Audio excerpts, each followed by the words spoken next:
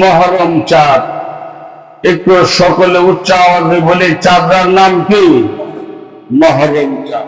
এই মহরম চাঁদের মধ্যে আমি আজকে আপনাদের সম্মুখে সূরা আলে ইমরানের 31 নম্বর আয়াত তেলাওয়াত করেছি। আপনারা তেলাওয়াত করেছি, শুনেছি। আল্লাহ তাআলা যেন নবীর শানে এবং নবীর ফ্যামিলির আহলে বায়াত, যাদের অক্লান্ত পরিশ্রমের বিনিময়ে যাদের বুকে তাজা রক্ত বিলীন করে কারবালা প্রান্তে শাহাদত বরণ করেছেন, ইয়াজিদের বিরুদ্ধে অর্থাৎ মিথ্যার বিরুদ্ধে, অত্যাচারের বিরুদ্ধে, জালেমের বিরুদ্ধে যে ঘটনা আল্লাহ রাব্বুল আলামিন সূরা বাকারার মধ্যে উল্লেখ করেছেন। বাবা আল্লাহর কাছে কান্নাকাটি করছে। আপনি যদি আপনার সন্তানকে মাদ্রাসায় পড়েন, আপনি যদি আপনার ছেলেটাকে নামাজ পড়াতে চান, এমনি হবে না। মোটর সাইকেলের মধ্যে জোরে বলেন চাক্কা কয়টা? আরেকটু জোরে বলেন কয়টা? আপনার ঘরের মধ্যে চাক্কা দুইটা। আপনার নাম স্বামী, আরেকজন নাম স্ত্রী। একটু লেট হয়ে যেতেছে, কষ্ট পেতেছেন। আপনার নামাজি হবে না, আপনার স্ত্রীরও কি হতে হবে? নামাজি। মোটর সাইকেল যদি রাস্তার মধ্যে একটা চাক্কা যদি বাস্ট হয়ে যায়, ভাই কাঠগড়া যেতে পারবেন না, সমাজ যেতে পারবেন না। আপনার যদি ঘরের মধ্যে আপনি শুধু নামাজি হন, আপনার স্ত্রী যদি নামাজ আদায় না করে, আপনার মেয়েরা যদি নামাজ আদায় না করে, ছেলেরা যদি আদায় না করে, তাহলে আপনি জান্নাতে যাওয়া সম্ভব? যদি বলেন সম্ভব। বোঝা গেল, যার সন্তান কোরআনে হাফেজ হয়েছে, যার সন্তান ইমাম হয়েছে, যার সন্তান মসজিদে মুয়াজ্জিন হয়েছে, দুটো চাক্কা আল্লাহর দরবারে বাস্ট হয় নাই, ঠিকই চাক্কা ঘুরে গিয়ে আল্লাহ কবুল করেছে। বলেন সুবহানাল্লাহ। বাপের বেটা হলে একটা কোরআনে আলেম বানান, কথা ঠিক কিনা? আরেকটু বলেন, বাপের বেটা হলে একটা ছেলেকে হাফেজ বানান। তার নাম হলো হুসাইন। হ্যাঁ, উনি রক্ত দিছে। আমি আপনাদের কাছে 100 টাকা, 200 টাকা, 1000 টাকা, আপনারা আমার প্রতি যদি মন খারাপও করেন, আমার কষ্ট লাগবে না। আমি হাসরের ময়দানে ইমাম হুসাইন রাদিয়াল্লাহু তাআলা আনহুর কাছে বলতে পারবো, আল্লাহর পয়গম্বরের কলিজার টুকরা ইমাম হুসাইন কারবালার ঘটনা বলে মসজিদে উন্নয়নের জন্য মানুষের কাছে আমি হাত বাড়িয়েছিলাম। মানুষ তোমার মহব্বতে, আপনার মহব্বতে তারা আল্লাহ রাস্তার মধ্যে যা ছিল তা দিয়েছে। আজকে নবীর উম্মতদেরকে সুপারিশ করে ইমাম হুসাইন, ইয়া রাসূলুল্লাহ, তাদেরকে জান্নাতের ব্যবস্থা করে দেন। হতে পারে আজকের আজকের দান কিয়ামতের ময়দানে আমার আপনার জান্নাতের ফয়সালা আল্লাহ করে দিতে পারে। আল্লাহু আকবার। বেশি সময় নষ্ট করতেছি না, অল্প সময়ের মধ্যে এই 50 টাকা, 100 টাকা, 200 টাকা যে সমস্ত ভাইরা দিতে ইচ্ছুক, আমি 2-5 মিনিট আপনাকে কষ্ট দিতেছি। আল্লাহ তাআলা যেন আমার এক ভাই নগদ 100 টাকা দিচ্ছে, জোরে জোরে বলেন মারহাবা, আরো জোরে বলেন মারহাবা। যারা যারা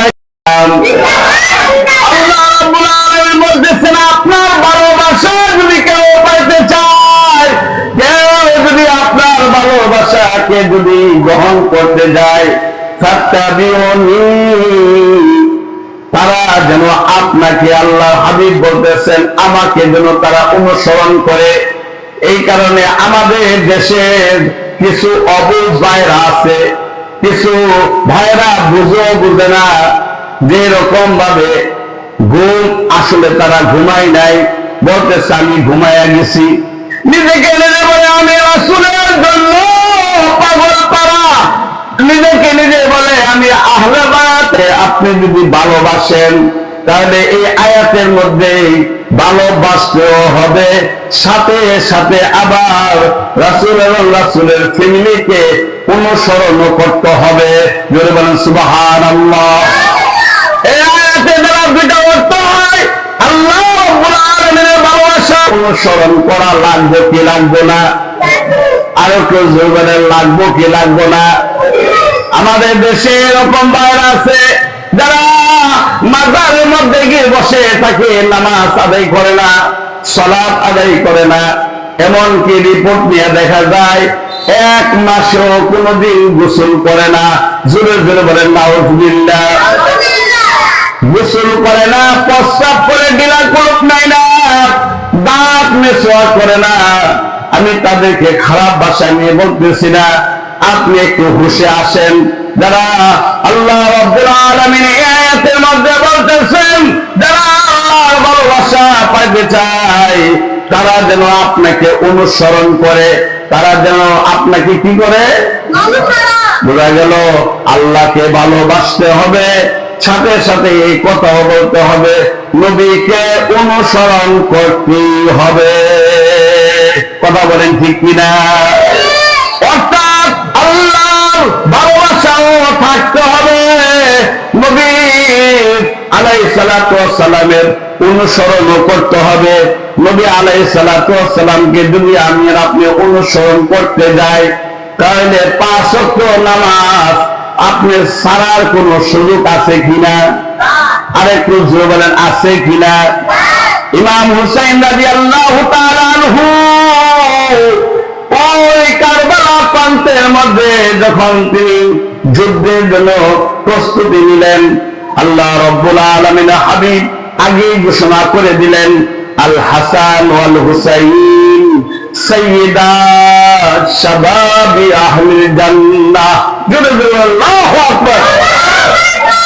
আমার হাসান এবং হুসাইন জান্নাতের যুবকদের সর্দার হবে। জোরে জোরে আল্লাহু আকবার।